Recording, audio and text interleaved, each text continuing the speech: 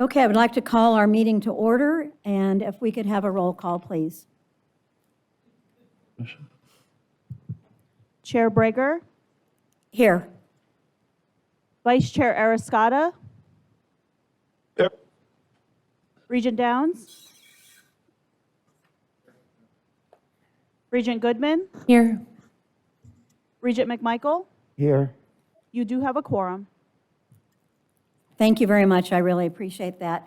We will first go to public comment, and I will share for those who would like to call in and offer public comment, please dial 669-444-9171 and enter meeting ID 928-4944-5069, and the passcode is 555-555. And then I will ask for public comment from Las Vegas. Any public comment? Seeing none, is there any public comment at the system office in Reno? No, there's not. Thank you. Is there any public comment at GBC? There is no public comment at GBC at this time. Thank you. And is there any public comment on the phone? There's no public comment online at this time. Thank you very much. We will continue on to item number 2. Whoops, sorry, my computer just did something strange. The committee will consider approval of minutes from the December 12th, 2023 meeting. Are there any, why does it want to do that? Any corrections or comments? Seeing none, I would be open to a motion. A motion from Regent Downs and a second from Regent McMichael. All those in favor signify by aye. Aye. Any opposed? Aye. Hearing none, the motion, and I'll make sure I wait for you, Chair Arascata, Vice Chair Arascata. The motion passes. We are item number 3, based on direction provided by staff at December 12th, 2023 meeting, special counsel to the Board of Regents, Mr. Michael B. Wixom will present proposed revisions to NSHE Code and Procedures and Guidelines Manual related to the Chancellor information that we've been working on. Special counsel, if you'd like to do that at this time, that'd be great. Thank you, Chair Breaker. Michael Wixom for the record, and I appreciate very much this opportunity to share a few moments with you about these code and procedure changes. After your meeting, the immediate meeting when you discussed these possible changes, I went back through and listened to an audio of all of the minutes, the entire meeting, and I also read the minutes to make sure I understood what your directives were, and I wanted to double check and make sure I hadn't missed anything. And I also included Chair Brager in the proposed modifications. I also included Chancellor Patty Charlton as well as Jimmy Martinez as we went through this process very carefully. What we've presented, I don't know that there's any reason for me to go through a line-by-line explanation. I think that would be redundant. You have it in front of you. And I'm certainly available for questions, but I wanted to give you some general themes that I was searching for and my objectives in crafting these policy changes. First, I wanted to clarify internal policies and procedures. There were some ambiguities. Not all of the ambiguities are gone, but I think we've moved forward in a positive direction. I wanted to simplify the process. It's not as simple as I would like to see it, but it's simpler than it was, I think. I wanted, third, to provide for a more inclusive process. Specifically, I wanted the regents to be more included in the process of selecting a search firm and the process of selecting a search firm, and we've certainly done that. The other aspect of inclusion is to provide opportunities for the community to be included. You'll see that I've clarified who would be part of the advisory committee in my proposed changes, and I've also capped the number of the advisory committee at 20. The reason I did that is based on my experience. You can only hear so many people, and you can only engage with so many people, and that's something of an arbitrary number based on my own experience. I felt as though it needed to be high enough to provide representation from the community at large, from the institutions, from the presidents, from the students, but not so large that the participants in the committee felt like they didn't provide a productive exchange. And so it's there.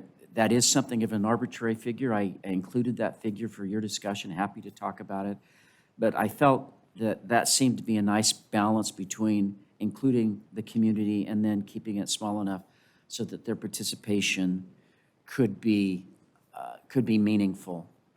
I remember years ago, Milt Glick, when he was president of UNR, told me, never confuse efficiency with effectiveness. And I think that's wise counsel.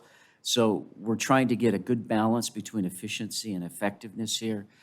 We also hope that if these procedures and policies are acceptable to you as a committee and to the board as a whole, that they'll serve as something of a template for changes in the presidential search process. So I'll pause there and ask if you have any questions.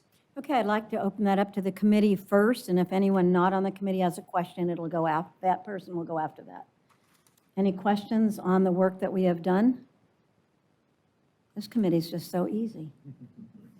Seeing none, is there any questions by any non-committee members? Chair Carvello. Thank you, Sorry. Chair Prager. Now I'm trying to find it because I was writing down that quote that Mr. Wixom said. I like that. And I've had this discussion with him, and I think his answer is viable. I just wanted to put it on the record that I had the question, but now I can't find it. Yes, this is old item H, new item I, on page 3 of 4, regarding the members of the group that will put together the possible search consultants. This includes, the chair of the Chancellor search and the Chancellor and the Chief of Staff to the board. My question to Mr. Wixom had been, if the Chancellor, that there may be circumstances where the Chancellor may not be appropriate in this group.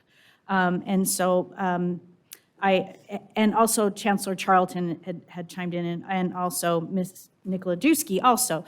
So I would like to put that on the record, that I did have that question regarding that, and if they could give the committee some of the feedback that they had given me. Thank you. Thank you, Chair Carvalho. Michael Wixom for the record. It is an excellent question. It's one of those operational and detailed questions that sometimes are overlooked, and I think it's a helpful discussion. The reason that we intentionally included, the Chancellor in that process is that the Chancellor is the Chief Contracting Officer for the system, and we thought it was important that we include that. And that was after discussions with the Chancellor and Carrie Nikolajewski, and because they have a great deal of experience, obviously, in this operational side of it. If for whatever reason the Chancellor is not there, then the officer in charge in place of the Chancellor would step into that role, and that's part of the normal practices and policies of NSHE. And so whoever wouldn't, if for some reason the Chancellor's left or they're incapacitated or they're not available, which has given rise to the search, then the officer in charge would step into that role. But we thought it was important that that person be there because they are the contracting officer. Did that answer your question? Yes, it does. Thank you. Thank you. And I'm certainly open to any other questions. I mean, parts of it are rather technical, and I'm certainly open to ideas. We took our best shot. I feel, though, after listening to your comments on the audio and reading the minutes, I feel that we're pretty close to what you wanted in terms of moving this process forward.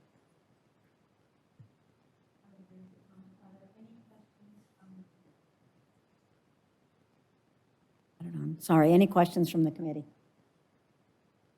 On A or B, or what Mr. Special Counsel Wixom said? Seeing none, and this is an information-only item because we would be bringing the... If I may, Chair Yes. Brager, Michael Wixon for the record, I would just remind the committee that we're looking at two documents.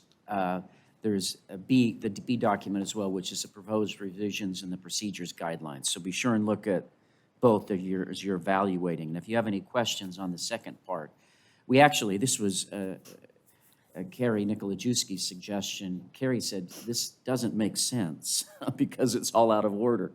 And so we reordered everything at her suggestion, and so it flows more naturally in a waterfall because before it was disjointed. And so, and I think that was her suggestion and an excellent one. So we reordered that so that the process would follow more naturally so that you wouldn't have to flip back and forth between the process. Yeah, that's why I wanted to ask if on A or of item 3, A or B, any comments or questions before we move on. I just want to thank the committee. We have worked on our first meeting so diligently that we got work done that we needed to get done. They were able to get items to the agenda early so that they could look and see if there was anything they needed questions on. And so that's appreciated. Then we will go ahead and go on to new business, information only at this time. I love these kind of committees. No new business at this time. Go ahead. Oh, we'll go back to Regent public. Brager? Yes, oh, I'm so sorry. Yes, sir. Thank you, Regent Brager. And I was trying to jump in on the previous item, but perhaps this is up to the discretion of the search consultant. However, in the policy, I strongly oppose anybody trying to, how can I put this? When we have a closing date needs to be the closing date. I know this may be up to the discretion of the search consultant, but for those individuals that are interested in the chancellor position of the Nevada system of higher education, is that they must go through the process as every other candidate. What I'm trying to say is when a person may have voiced an interest in this position, not trying to slide through the side door, we want each candidate to go through the same interview process, the same background, the same review process. And I'm not sure if that's, I see you, Mr. Wixom, and I'm not sure if that's going to go to the search consultant, or is that something we can put into policy, sir? Special Counsel Wixom. Thank you, Michael Wixon for the record. And I think that also, Regent Ariscotta, is an excellent question. Through the years, I've struggled with the level of detail that one incorporates in these policies. And it's difficult to anticipate every possible issue that we would face. And so my general advice in that regard would be, I don't think you should leave that up to the consultant. I think that should be an issue for the committee itself. And I think the first meeting of the committee, I think the committee, the Board of Regents Committee that's tasked with the Chancellor's search should give that direction to the consultant. I think that's one of the advantages with this policy is that you're involved in the consultant selection process. That can be part of that evaluation. And if you try to anticipate every possible issue, then you may miss some. And so in that regard, by keeping it with this level of flexibility, I think you'll be able to address those concerns at that time and fashion those concerns to the search in front of you. Is that responsive to your question, Regent Ariscotta? Yes, sort of in the roundabout way. So what you're stating is when the selection of the search consultant is identified, we can at that point notify or encourage the search consultant that at the closing date is the closing date. That is the closing date. And I think it's more direct than notify or suggest. I think you give that direction. And you may want the closing date, and that's one of the issues that we faced, and we talked about it as we were crafting this. Do we want searches to take place at a specific time during the year, for example? I mean, what's the optimal time? And that can be a function that could change. I mean, we know we have advice now as to what those optimal times are. That could change in the future, or you may face an urgent situation that would require that you not consider those specific timeframes. And so, I mean, that's just an example, but I think more specifically, it's not merely a suggestion to the search firm. It would be the direction that you give the search firm when you meet with them at your initial meeting. Thank you, Council. Appreciate it, Mr. Wixom. Regent Thank you, Goodman. Chair Breger. Oh, thank you, no problem. Regent Goodman.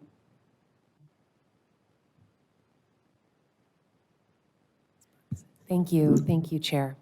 Regent Goodman for the record. I had a quick question for legal.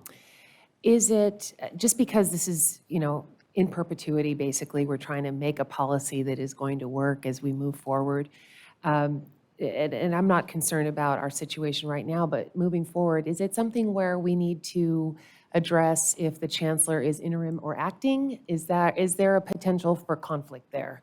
Just if, in the event that it's an interim, then they may be a part of that search. If it's an acting, they are not. Do we need to consider this? I trust your judgment. Thank you, Regent Goodman. Michael Wixom for the record. We've addressed those issues in other parts of the policy. So my advice would be to leave that issue in that silo at this point in time. And if you, as a board, want to change the procedures and policies around interim and acting, you can certainly do so. I have viewed that as an independent issue from this process. And I'm trying to keep this process discrete from that issue, because that issue deserves attention and thought in a different way, and it creates a different set of policy waterfall decisions. Is that responsive to your question? Thank you. Sorry. Thank you. Is there anyone that is not on the committee that has a comment at this time, since we kind of went backwards a little bit? Okay, seeing none, we'll go back to public comment. I will ask for public comment in Las Vegas. I do not see any. Is there any public comment at GBC? There is no public comment at GBC. Thank you. Is there any public comment at the system office in Reno? None in Reno. Thank you. And is there any public comment on the telephone? There's none at this time. Thank you. At this time, then, we will, I like to keep to my 11:30 timeframe. We will adjourn this meeting. Thank you so much.